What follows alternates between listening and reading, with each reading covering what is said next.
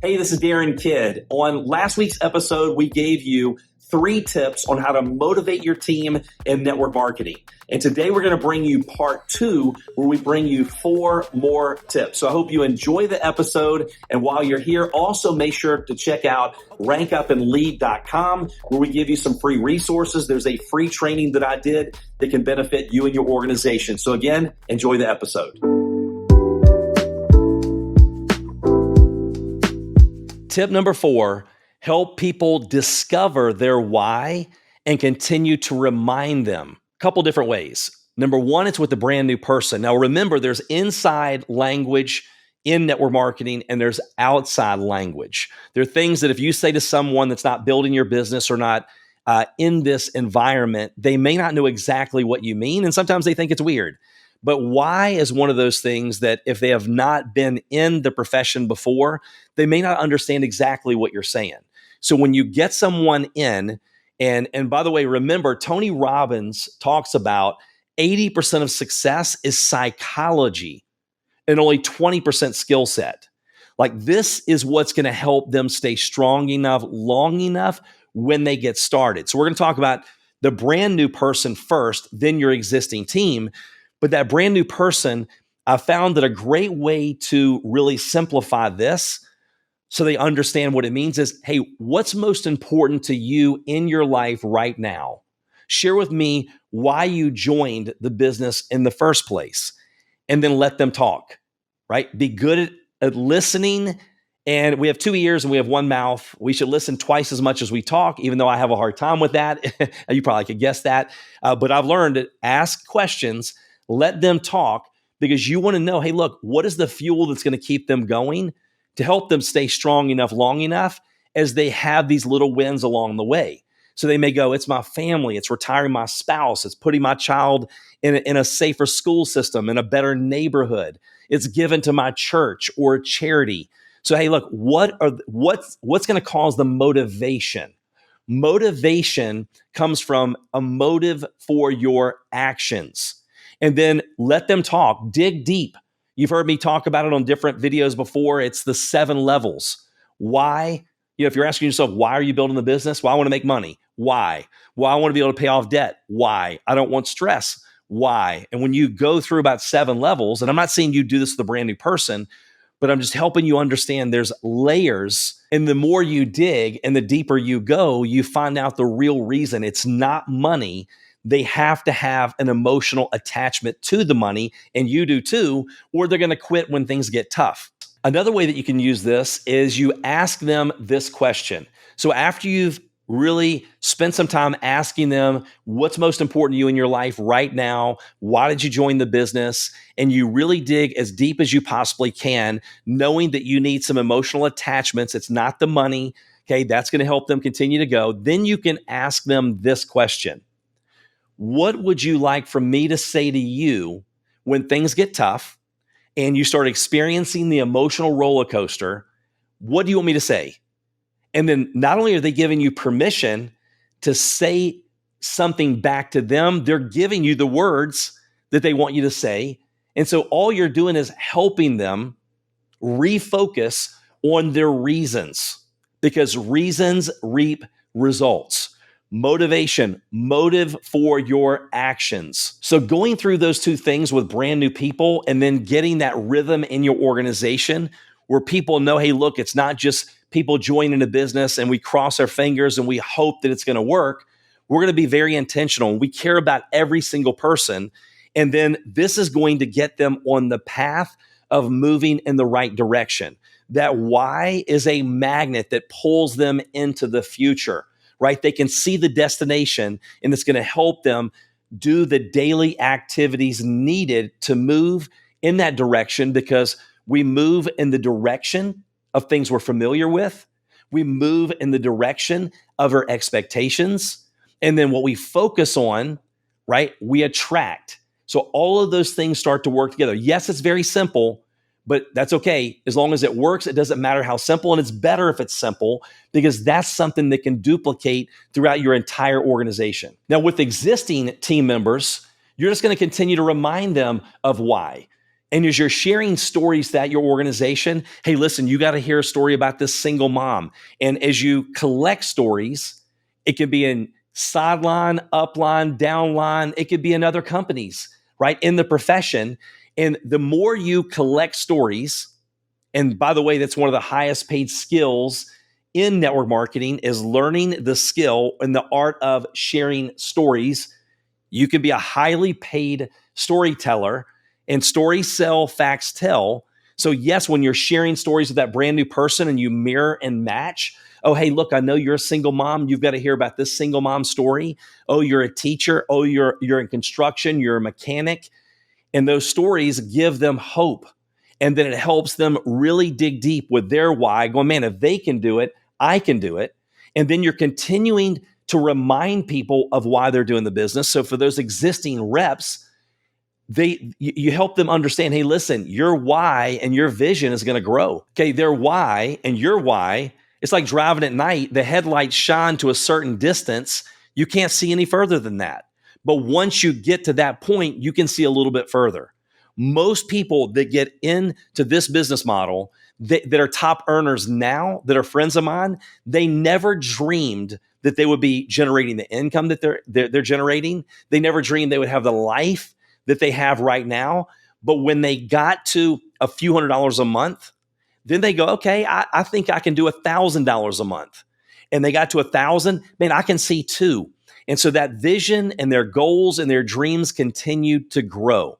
So when you have an environment and you create that rhythm and culture in your organization where you're sharing stories, you're talking about why, you're remembering, reminding them of why they got into the business, it does wonders in motivating your organization. Tip number 5, communicate and promote. Remember this, the more communication, the more success. Technology is a double-edged sword. Yes, it's phenomenal. We can communicate through Facebook groups and text messages and emails. However, it can also make us lazy when it comes to actually communicating and promoting different things. So if you just think about, and again, these are things that I didn't do for years, that all of a sudden when I started just tweaking it a little bit, putting in a little extra effort, it made a massive difference. Because at first it was just me stepping up my game, but then when my organization saw what I did, and then when I was communicating with them more, because, leadership, we're telling them what to do, we're showing them what to do, they start trying it, and then they start doing it on their own. It's not tell, it's tell, show, try, do. So for example, you have a promotion that was just announced with your company. And I used to go, hey, well, you know what? They're going to get an email. They're going to see a post on social media. I don't need to call them. It's not a daycare. Well, sometimes it can be an adult daycare. Some of you are like, yes, say it louder for the ones in the back, right? And a lot of times, sometimes I was the one that needed the daycare, but sometimes it can be an adult daycare. And you're like, I don't need to tell them. This is their business, not mine. Well, I don't want to leave my financial future in anyone else's hands. And I know that life has a ton of distractions. And so for me, I'm going to take and go, yes, they sent out an email. Most people didn't get the email. Most people, if they got the email, they didn't read the email. Most people, if they read the email has no emotions. And then even if they read it, they probably didn't understand it, or they didn't understand what it meant to them, because people are tuned into their favorite radio station, WIIFM. What's in it for me? So if I'm messaging them, did you hear about the promotion? If I'm calling them, yes, sometimes you can pick up the phone. I don't care if you call it old school, new school, it really doesn't matter to me. There's high tech and there's high touch. And so I know, look, if we're going to drive a promotion, we want to make sure that we're ringing the bell in the organization. And what happened, we created this rhythm to where all of a sudden, anytime there was a new product, there was a new promotion, there was we were promoting the convention, we were promoting a special training call, we were promoting any system whatsoever. Our organization, they were on it. Everyone knew what to do, and it would duplicate fast. So that new promotion, man, our team, our leaders, they're communicating and they're saying, did you know about it? Did you hear about it? Do you understand it? Do you know what that means to you and your business? Is this something that you want to run for, this new promotion? Yes or no? They were taking inventory of their organization. Just that one example. Can you see the difference? Sitting back, hoping, crossing your fingers with a wish and a prayer. I hope they got it. I hope they understand it. I don't know if they'll run for it or not. Instead, you have people going, man, I'm really glad you called me. I didn't get the text message. I didn't see the Facebook post. I didn't understand it. I didn't understand what that meant for me, because not only is it me, but if I get this many people in my organization running for that promotion, then wow, that's going to help catapult me to the next level. And just that little example, you probably can see the power in making sure that you communicate and you create that culture in your organization where they're great promoters, they're great communicators. And let me give you another example. Also, when you're communicating and promoting, keep in mind, my mindset was, look, I'm a talent scout.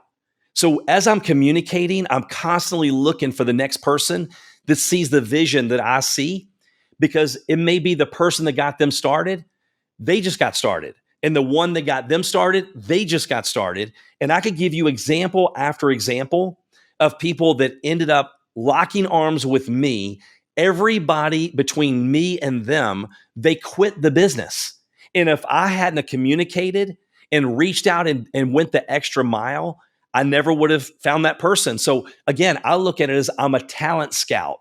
I'm dropping the anchor in my organization, looking for the next me. I'm looking for the next person that wants to either walk with me, run with me, or sprint with me. And through communicating, that's how you find those people, and you can match them energy for energy. Number 6, praise and recognition. You want to love the people that you lead. I don't know about you, but at my job, the only time I ever got recognized is when I messed up and when I made a mistake. But what gets rewarded gets repeated. So it's a good habit to create, to always be looking for ways to encourage, to praise, to recognize the right behaviors. Because if you know they're doing the right behaviors, the results are going to come. Number 7, encourage growth. And you may go, Darin, why is this one of the most important tips of all the tips? Let me share with you exactly why. Almost 3 decades from my experience building massive organizations, working with individuals all over the world, I have found that when you encourage growth, you explain and teach people the power of personal development. It is the glue that helps stick your organization together, because at first, they're not making a lot of money. They're doing the activities. They're getting rejected. They don't understand what it's like to be an entrepreneur. But they do understand, man, I'm growing, and progress equals happiness. And then they start to understand, wow, there's no such thing as maintaining. We're either growing or we're declining. Maintaining is a myth. And so when they start going, wow, this is pretty awesome, because I've never really focused on fueling my mind with positive things. I've never paid attention to what I read and what I listen to. I never understood the importance of associations. And they're around a bunch of like-minded people that are excited about life, and they're looking to become that next better version of themselves. I'm telling you, when you take and you encourage that growth in your organization and you're sharing stories of the impact that the business has had, again, it's not just about money. Money is just it's a side of what the most important thing that happens when you build a big, strong business is you build a model that's able to impact people directly and indirectly all over the world. And money is just it's basically a gauge on the amount of people that you and your organization have been able to help. And so when you think about all of that, now you understand why it's so important to encourage growth, because if they're growing, they will stick around long enough to learn everything else. And now you can see why I get so excited about encouraging growth, because it affects every aspect of our life. And they don't teach us these things in school. And when you start teaching it, when they start implementing it, you can see people start to transform. And when they transform, they get excited. When they get excited, selling is a transferring of emotions. They want to tell the world what they're experiencing because they want them to experience the exact same thing. If your team is not growing as fast as you would like it to, there are 5 common mistakes that I see that leaders make that sabotage their team growth. And if you want to know what these 5 mistakes are and how to avoid them so your team can grow much faster, then make sure to check out the free resource that I've created at rankupandlead.com. And not only will I put that on the screen if you're watching this on YouTube, but I will also make sure to put that in the show notes if you're listening to the audio version. Thanks again for checking out this episode. I hope you got a ton of value. If you have not already, make sure you hit that subscribe button. We don't want you to miss any of the amazing shows that we have coming up. And it would also mean the world to me if you could give me a positive review on Apple. My goal is for all of us to make a massive impact in the lives of many people as we possibly can. And if it's not for you, I wouldn't be able to do that. So thank you in advance. I appreciate you joining. Again, making an amazing day, and we'll see you next time.